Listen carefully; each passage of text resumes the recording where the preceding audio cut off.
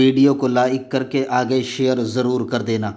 تمہاری آنکھیں الگ ہے، تمہاری آنکھوں سے میری آنکھیں نہیں ملتی، میری آنکھوں سے تمہاری آنکھیں نہیں ملتی، تمہاری آنکھوں سے تمہارے باپ کی آنکھیں نہیں ملتی، تمہارے باپ کی آنکھوں سے تمہاری آنکھیں نہیں ملتی۔ میں پہلی مرتبہ جب دبئی گیا تو وہاں پر مجھے روکا گیا، تو مجھے نہیں پتا تھا اس سے پہلے، تو میری آنکھوں کا انہوں نے کیمرے کے اندر آنکھوں کا فوٹو لیا، تو میں نے پوچھا کہ یہ تو کہا کہ کوئی چیٹنگ نہ کر جائے اس لیے آنکھوں کا فوٹو لیا جا رہا ہے۔ اور اب سارے ایئرپورٹ پر، سارے ملکوں کے ایئرپورٹ پہ کہ فنگر پرنٹ پہلے لی جاتی تھی، اب آنکھوں کا فوٹو لیا جاتا ہے۔ کیوں پتا ہے کہ ماں کی آنکھیں بیٹے کی آنکھوں کی طرح نہیں، بیٹے کی آنکھیں ماں کی آنکھ، اللہ نے سب کی آنکھ الگ الگ بنائی، اس لیے آنکھوں کا فوٹو لیا جاتا ہے تاکہ اگر کوئی چیٹنگ بازی کرے، کوئی جرم کرے تو آنکھوں کے عکس کے ذریعے سے اس کو پکڑا جا سکے۔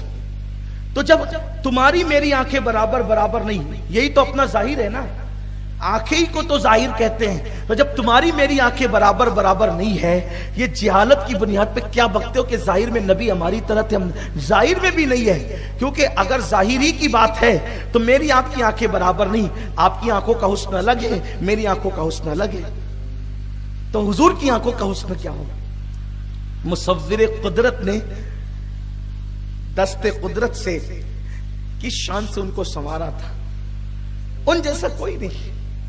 تو صحابہ کرام نے کہا واللہ ورسولہ عالم، اللہ جانے اس کا رسول جانے، تو یہ صحابہ کی بولی تھی کہ اللہ کے بعد سب کچھ اگر کوئی جانتا ہے اللہ کے دیے سے تو حضور جانتے ہیں، اس لیے یہ مت کہا کرو کہ حضور کو نہیں معلوم تھا، حضور کو نہیں پتا تھا۔ میں صرف آپ کی عقیدے کی اصلاح کرنا چاہتا ہوں، آپ کی جوتیاں سیدھی کرنا، آپ کے عقیدے کی اصلاح کرنا، آپ کی آخرت کی اس لیے فکر کرنا کہ قیامت میں آپ پھنس نہ جائیں۔ اگر اللہ تعالیٰ نے میرے ہاتھ میں ٹارچ دی ہے روشنی کی، تو میرا کام ہے نا کہ پیچھے چلنے والوں کو میں بتاؤں کہ آگے گڈھا ہے، یہ بات ہے نا۔ تو یہ شوق سے جلسے نہیں رکھتے ہیں ہم، اس لیے رکھتے ہیں کہ حق واضح ہو۔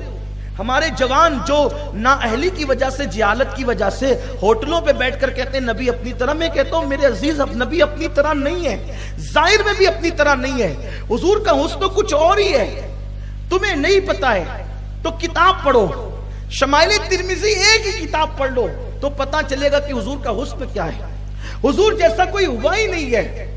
اور پہلی بات تو یہ ہے کہ ظاہری حسن، اس ظاہری حسن اور اس کے بعد پھر اس پر اللہ کا نور، بلکہ حضور تو بنے ہی ہیں خدا کے نور سے، حضور کا جسم بنا ہی خدا کے نور سے، ہم مٹی پانی ہوا اور آگ کا مجسمہ ہے۔ حضور علیہ السلام کے جسم اقدس پر جو لباس ہوتا تھا وہ کبھی میلا نہیں ہوتا تھا، حضور کی شان یہ کہ لباس سے اقدس کبھی میلا نہیں ہوا۔ حضور کا ظاہر یہ ہے کہ اگر حضور مٹی پہ قدم رکھتے تھے تو پیر کا نشان کبھی نہیں بنتا تھا، یہ حدیث ہے، ہم مٹی پر قدم رکھے تو پیر کا نشان بنتا ہے، حضور مٹی پہ قدم رکھے تو پیر کا نشان نہیں بنتا تھا، لیکن جب حضور پتھروں پہ قدم رکھتے تھے تو حضور کے قدم کا نشان بنتا تھا۔ حضور بتا رہے کہ تم اور ہو میں اور ہوں، میرے آگے پتھر بھی نرم ہو کر سینے پر میرا قدم لے لیتے ہیں، اور حیرت ہے میں ان پتھروں کو کبھی مسجدوں کے منبر پہ دیکھتا ہوں، میں ان پتھروں کو کبھی میوزیم میں دیکھتا ہوں۔ اے عرب کے پتھروں، اگر تمہاری بہت بڑی فضیلت ہے تو عرب کا ہر پتھر منبر پر کیوں نظر نہیں آتا؟ عرب کا ہر پتھر کیوں ہر ربیع الاول کی 12 کو زیارت نہیں کیا جاتا؟ صرف انہی پتھروں کی زیارت ہوتی ہے جس پر نبی کا نقش قدم ہے۔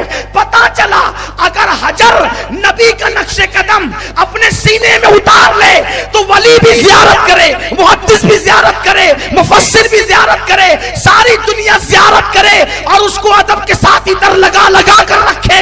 اگر حجر قدم ناز مصطفیٰ کو سینے میں اتار لے تو زیارت کے قابل بن جاتا ہے۔ اگر بشر اپنے دل میں نبی کا جلوہ سما لے تو وہ بھی گوشو خواجہ کی طرح زیارت کے قابل بن جاتا ہے۔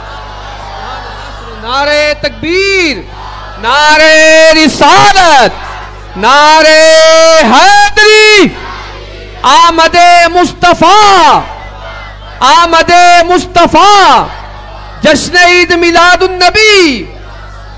بات دور نہ نکلے، اپنے نبی کی عظمت جانو، اپنے نبی کی شان پہچانو۔ اللہ نے اپنے آقا کو کیسی شان عطا کی، ساری شانیں وہاں سر خمیدہ ہے. ایسی شان اللہ نے میرے محبوب کو عطا کی ہے. تو میرے آقا علیہ السلام کے دیوانوں، وہ سرکار نے کہا میں شام تک پیسے دے دوں گا، میں لے جاؤں اٹھ. اور وہ دور تو بہت عجیب دور تھا. لوگ مال لے کر کے کھا جانا کوئی خاص بات نہیں تھی. لوگ ایک دوسرے کا مال کھا جاتے تھے اور کوئی عیب بھی نہیں تھا. اس نے کہا جی جی لے جائیں لے جائیں لے جائیں آپ. حضور نے اونٹ کی نکیل پکڑی، اس پر بیٹھے، اونٹ لے کے چلے گئے.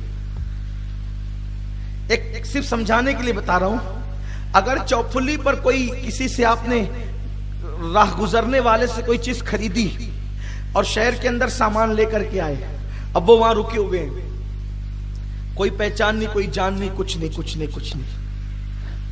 بولو اب بیچارے وہ غریبوں کو خیال تو آئے گا نا، وہ مال تو گیا، کچھ ملا نہیں. اور پھر آپ جانتے ہیں کہ خود کے شہر میں ایسا ہمارے مالیگاؤں میں کہتے ہیں کہ محلے میں تو چوہا بھی شیر ہوتا ہے نا، اپنے یہاں کہتے ہیں بات. لیکن مومن ایسا نہیں ہوتا، ایمان والا ایسا نہیں ہوتا. مومن جہاں بھی ہوتا ہے مومنانہ شان سے جیتا ہے، اور وہ اپنی ذات کے لیے کبھی کسی سے لڑتا اور غصہ نہیں کرتا ہے. تو اب حضور جب وہ مدینہ منورہ کے کنارے پر جو قافلہ رکا تھا، اونٹ لے کر آئے. جب حضور اونٹ لے کر کے نکل آئے تو قافلے میں آپس میں باتیں ہونے لگی کہ ایک آپ ان کو پہچانتے ہو؟ کہا نہیں پہچانتے. جانتے نہیں جانتے. کب جان پہچان کے بغیر اتنی بڑی چیز ان کو دے دی. انہوں نے کہا شام کو پیسے دیں گے. اور دیں گے کہ بھی نہیں دیں گے؟ بھائی لے کر چلے گئے، ابھی کوئی جانتا نہیں ہے کہ یہ ذات کون ہے. حضور آئے لے کر چلے گئے. حضور کو وہ مسافر تھے، کوئی نہیں جانتا تھا حضور کون ہے. تو بات ہونے لگی، چھ میں گوئیاں ہونے لگی، ملے گا کہ نہیں ملے گا پیسہ. اتنی بڑی رقم چلی گئی. مسافر ہے بھائی، ان کا وطن ہے، اگر یہ کہہ دے کہ ہم نے کہاں خریدا، یہ ہوا وہ ہوا، تو کیا جواب دیں گے؟ کیا کریں گے؟ منہ پٹا کر جانا پڑے گا. وہ باتیں کر رہے تھے آپس میں. ایک عورت اسی قافلے میں تھی. اس نے کہا فکر نہیں کرو، وہ آئے گا اور پیسے لا کے دے گا. وہ آئے گا اور پیسے لا کے دے گا. اس بی بی سے کسی نے پوچھا بی بی تو اس کو پہچانتی ہے؟ کہا نہیں پہچانتی.